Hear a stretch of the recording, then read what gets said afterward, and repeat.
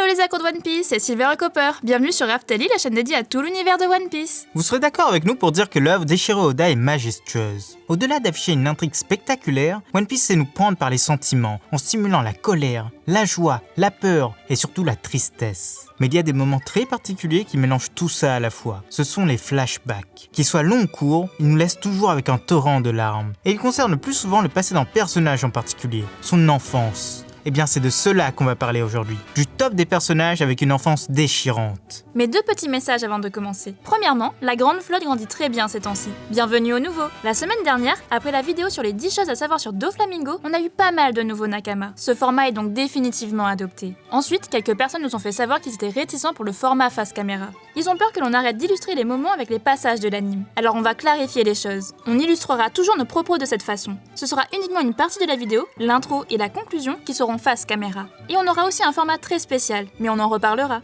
Donc ne vous inquiétez pas, la chaîne ne changera pas du tout au tout. Elle ne fera que s'améliorer pour votre plus grand plaisir. Mais trêve de bavardage, place à la vidéo. Allez, c'est parti! Numéro 10, un double abandon. Pour commencer ce top, rendons-nous dans le Nouveau Monde, et plus précisément sur le territoire des géants. Une petite famille, guidée par un pirate, venait d'accoster sur l'île. Avec eux, ils avaient leur fille. Celle-ci, depuis son plus jeune âge, ne causait que des dégâts et désolation autour d'elle. La faute à sa trop grande puissance malgré son jeune âge. Et surtout, sa taille bien trop énorme pour une humaine. Alors il n'avait pas d'autre choix. Il se devait de la déposer quelque part où elle serait plus à sa place, sur Elbaf. Très vite, la petite fille rencontra une gentille nonne, Mover Caramel, et elle fut intégrée à son orphelinat, côtoyant des enfants de toute origine et surtout visitant Elbaf à sa convenance. Malheureusement, la petite faisait des crises de nerfs assez violentes, et suite à l'une d'elles, l'ensemble de l'orphelinat fut exclu du territoire, forcé à s'installer sur une île plus éloignée. Mais tout allait bien. Elle était avec ses amis. Elle s'amusait, dansait, chantait, rigolait et surtout mangeait. Mais le jour de son anniversaire, alors qu'elle venait de déguster son gâteau, elle se rendit compte que tout le monde avait disparu, sans exception, même la table et les chaises. Encore une fois, la petite se retrouva seule. Numéro 9, un enfant à la mer. Continuons ce top avec l'histoire d'un enfant en cheveux bleus. Né dans une famille de pirates, à South Blue, il fut entraîné dès sa naissance dans leur voyage à travers le monde. Et bravant les dangers, ils furent irruption sur la plus cruelle des mers, Grand Line.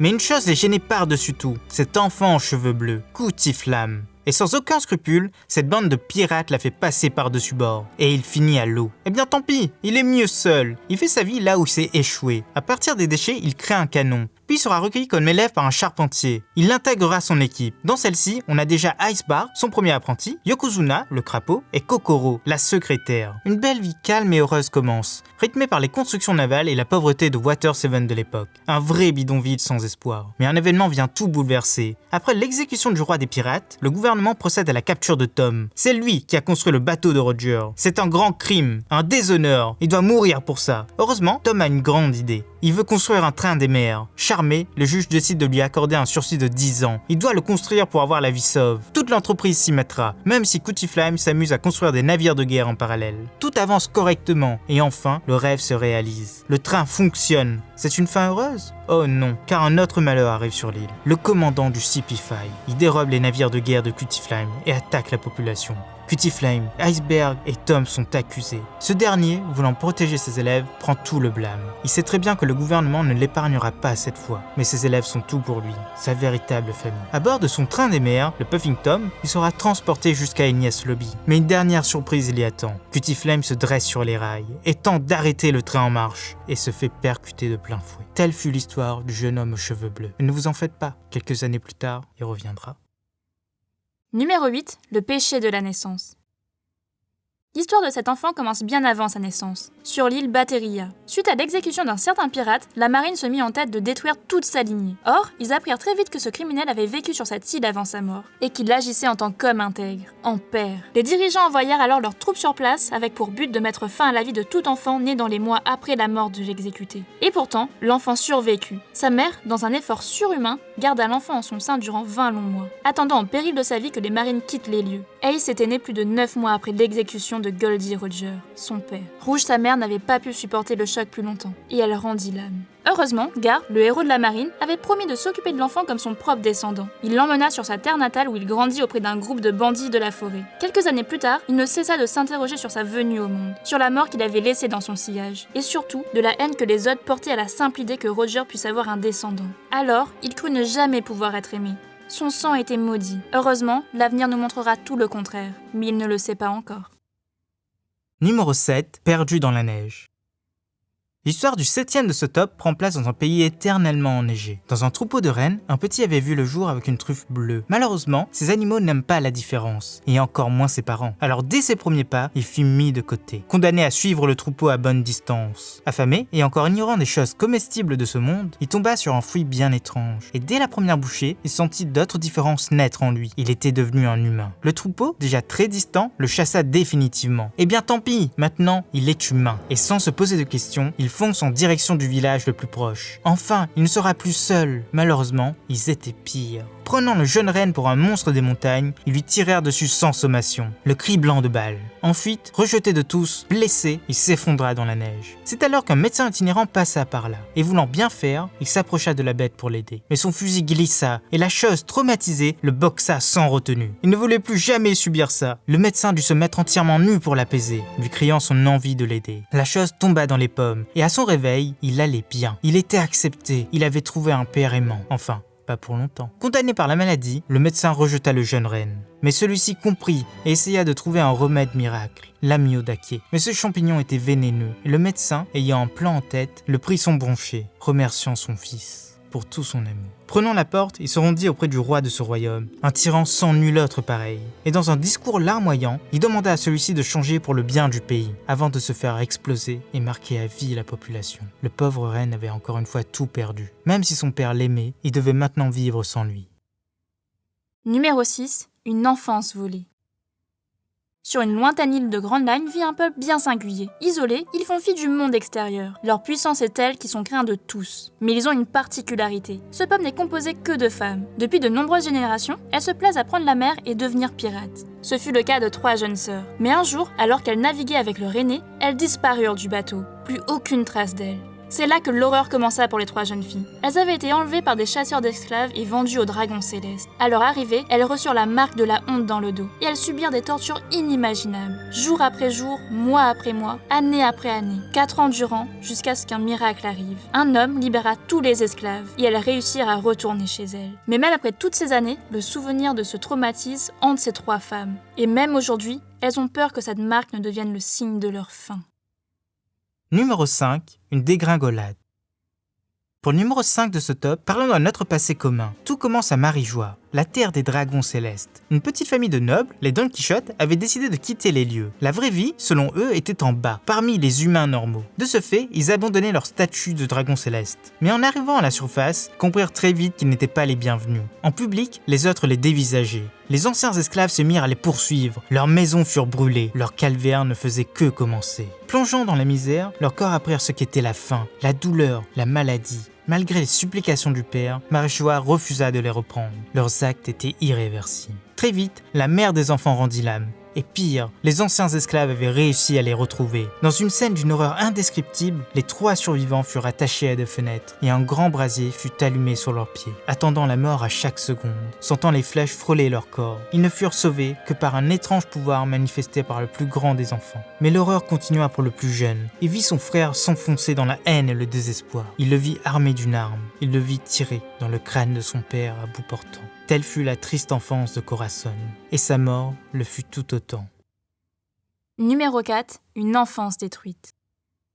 Pour le numéro 4 de ce top, dirigeons-nous vers une île connue du monde entier, Ohara. Habitée en grande partie par des historiens, elle s'est fait connaître par sa grande bibliothèque, l'arbre de la connaissance, lieu de savoir et de recherche. Malheureusement, une de leurs membres allait être la cause de leur chute, Nico Olvia. Fascinée par l'histoire oubliée, elle se mit en tête de récolter tous les poneglyphes qui en parlent à travers le monde, voulant devenir la première personne à reconstituer cette histoire. Mais pour ça, elle laissa son enfant sur l'île. La petite grandit dans une famille peu aimante, mais elle trouva du réconfort auprès de ses historiens. Ils l'avaient adoptée et elle était devenue l'une des leurs. Malheureusement, après une dispute, tout sombra. La jeune fille rencontra un géant sur la plage qui lui apprit que l'île allait être détruite par le gouvernement. Ils avaient découvert l'objet des recherches recherche de sa maman. Et celle-ci vient d'arriver sur l'île. La petite s'enfuit pour la retrouver. Et quand enfin elle la croise, celle-ci est escortée par des agents du gouvernement. Et elle n'a d'autre choix que de nier l'existence de son enfant. La fugitive sait que le gouvernement la tuerait. Mais face aux larmes de sa fille, elle cède. Les agents décident de s'enfuir. La fin est proche pour l'île de toute façon. Le bombardement a commencé. Et enfin, la mère prend sa fille dans ses bras. Elle attendait ça depuis des années, mais ce n'était pas pour longtemps. Le géant débarque et Olvia lui demande de sauver Robin. Elle n'a pas à payer pour ses crimes. Il s'exécute, mais en chemin, il sera abattu par un autre opposant. Heureusement, un miracle la sauvera. Enfin, si être sauvé, c'est se retrouver seul après avoir tout perdu, sa maison, ses amis, sa famille, et vivre en fuyard.